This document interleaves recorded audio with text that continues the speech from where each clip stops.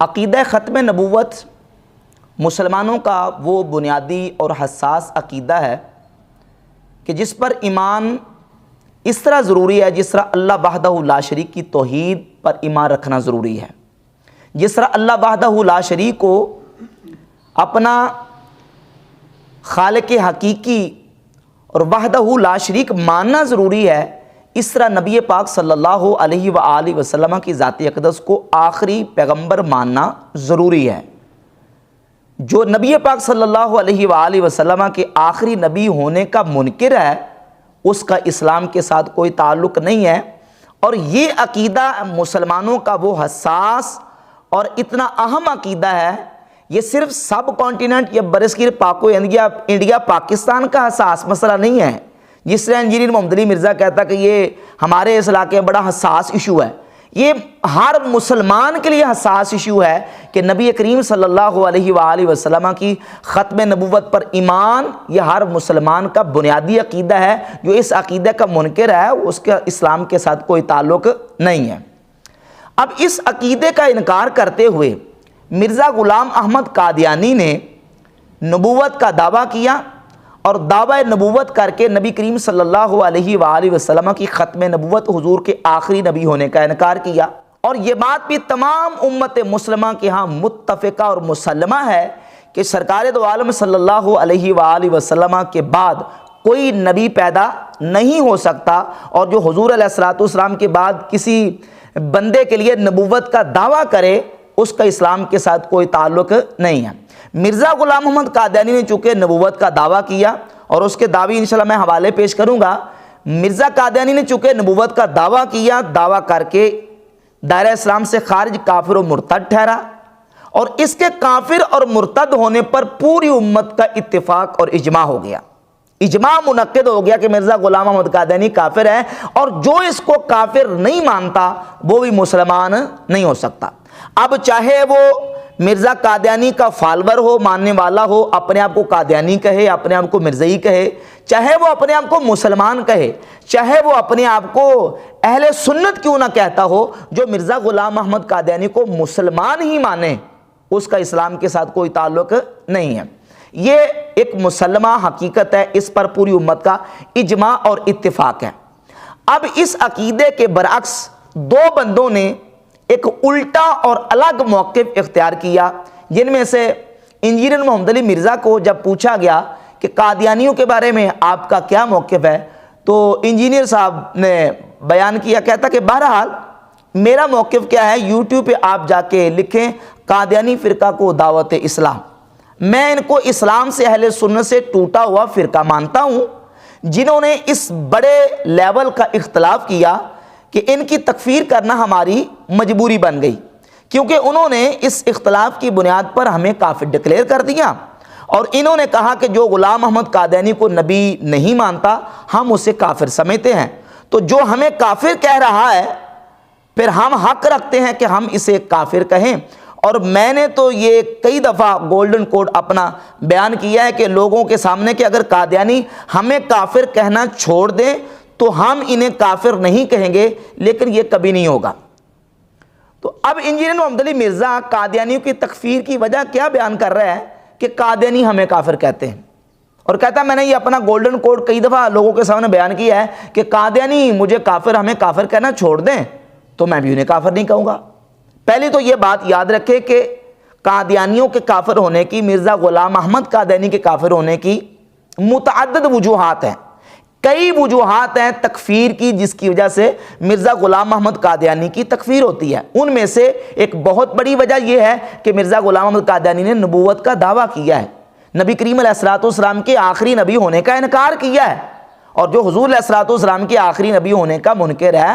اس کی تکفیر فرض ہے، لازم ہے، وہ مسلمان کبھی نہیں ہو سکتا۔ اب سادہ سا سمپل سا جواب تو یہ تھا کہ چونکہ مرزا قادیانی نبوت کا منکر ہو کے، ختم نبوت کا منکر ہو کے کافر و مرتد ہو گیا اور اس کے کفر پر اجماع اور اتفاق ہو گیا، اور مرزائی قادیانی چونکہ مرزا قادیانی کو مانتے ہیں، ایک گروپ وہ ہے جو نبی مانتا ہے، دوسرا یہ ہے کہ اس کو اپنا مسیح موعود اور 14ویں صدی کا مجدد مانتا ہے، لہذا یہ دونوں گروپ اس لیے کافر ہیں کہ یہ مرزا غلام احمد قادیانی کے فالورز ہیں اور اس کو مسلمان مانتے ہیں۔ جواب تو یہ ہونا چاہیے تھا، لیکن مرزا نے اب قادیانیوں کے حوالے سے ایک نرم گوشہ اور صلح کلیت کا مظاہرہ کرتے ہوئے جواب یہ دیا جی کہ میں ان کو کافر اس لیے کہتا ہوں کہ یہ ہمیں کافر کہتے ہیں، یہ ہمیں کافر کہنا چھوڑ دے تو ہم بھی ان کو کافر نہیں کہیں گے۔ تو اب چونکہ اس پر گرفت کی گئی علماء کی طرف سے، اور متعدد مکاتب فکر کے علماء نے اس بات پر جب مرزا کی گرفت کی، تو اب مرزا نے ہیلے بہانے سے کام لینا شروع کیا اور کہتا جی میں نے یہ بات جو ہے یہ بفرض محال کہی تھی، کیونکہ یہ محال ہے کہ قادیانی مجھے مسلمان مان لیں، باوجود اس کے کہ میں مرزا قادیانی کو نبی نہ مانوں، اس کو دجال مانوں، تو یہ مجھے مسلمان مان لیں، یہ نہیں ہو سکتا، یہ محال ہے۔ تو یہ تو میں نے محال کو فرض کیا تھا، تو محال تو قرآن پاک میں احادیث میں موجود ہے کہ محال کو فرض کیا جا سکتا ہے۔ تو یہ مرزا کا دعویٰ بالکل سرے سے باطل اور مردود ہے۔ کیوں؟ اس لیے کہ مرزائیوں کے دو گروپ ہیں، ایک ہے ربوہ گروپ اور دوسرا ہے لاہوری گروپ۔ لاہوری گروپ کسی بھی کلمہ پڑھنے والے کو کافر نہیں مانتے، وہ ہر کلمہ پڑھنے والے کو مسلمان سمجھتے ہیں، اور باقاعدہ ان کا جو 15 روزہ یہ مجلہ نکلتا پیغام صلح، یہ پیغام صلح کے ٹائٹل پیج پہ اور یہ اس کے بیک سائڈ پہ جماعت احمدیہ لاہور کے عقائد اور ان کے نظریات باقاعدہ لکھے ہوتے ہیں، اور یہ جو شروع میں ٹائٹل پیج پہ عقائد لکھے ہیں اس میں نمبر 2 یہ ہے کہ کوئی کلمہ گو کافر نہیں۔ لاہوری گروپ والے کسی بھی کلمہ پڑھنے والے کو کافر نہیں مانتے، نہ دیوبندیوں کو، نہ وہابیوں کو، نہ اہل حدیثوں کو، نہ شیعوں کو، نہ کسی کو بھی کافر نہیں مانتے، حتیٰ کہ وہ تو جو بھی کلمہ پڑھتا ہے اس کو مسلمان سمجھتے ہیں۔ اور اس میں کوئی شک شبہ نہیں ہے کہ لاہوری گروپ والے وہ انجینئر محمد علی مرزا کو مسلمان مانتے ہیں۔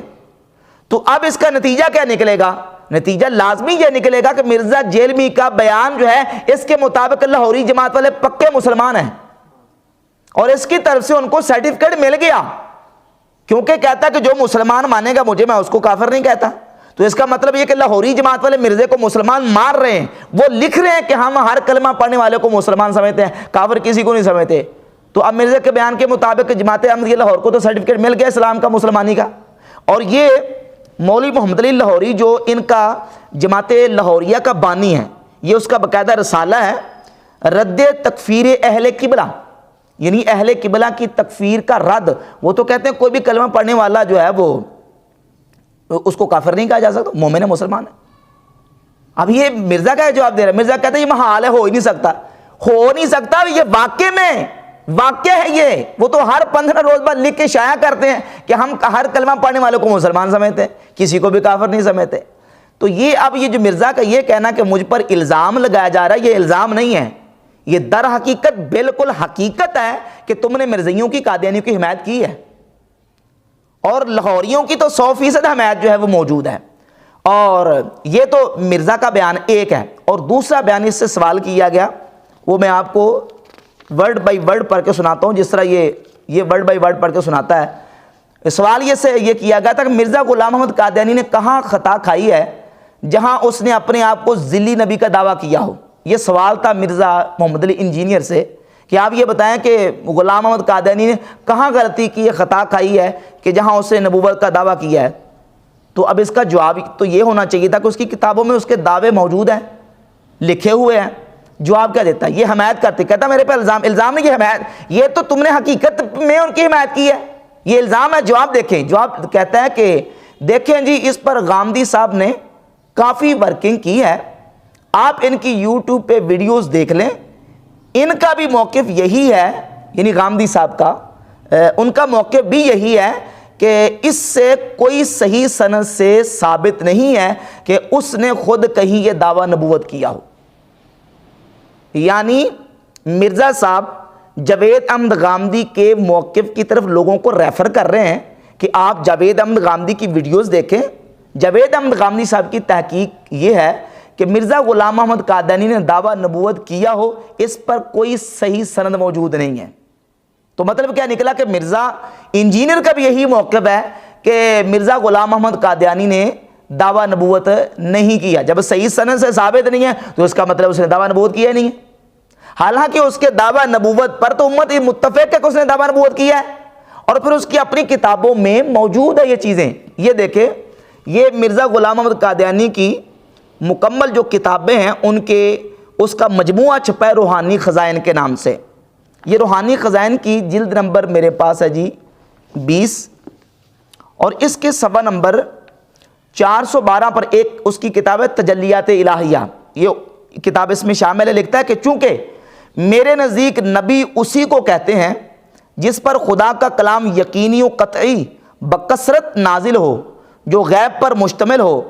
اس لیے خدا نے میرا نام نبی رکھا مگر بغیر شریعت کے. تو کہتا ہے خدا نے میرا نام نبی رکھا. اور یہ ایک اور کتاب ہے مرزا غلام احمد قادیانی کی، یہ روحانی خزائن کی جلد نمبر 18 اس کی کتابوں کا مجموعہ ہے. روحانی خزائن جلد نمبر 18 صفحہ نمبر اس کے 207 پہ ایک غلطی کا ازالہ اس کی ایک کتاب ہے، اس کا ایک اقتباس ہے. لکھتا ہے کہ پھر اسی کتاب میں اس مکالمہ کے قریب ہی یہ وحی اللہ ہے، محمد الرسول اللہ والذین معہ اشداء علی الکفار رحماء بینہم. اس وحی الہی میں میرا نام محمد رکھا گیا اور رسول بھی.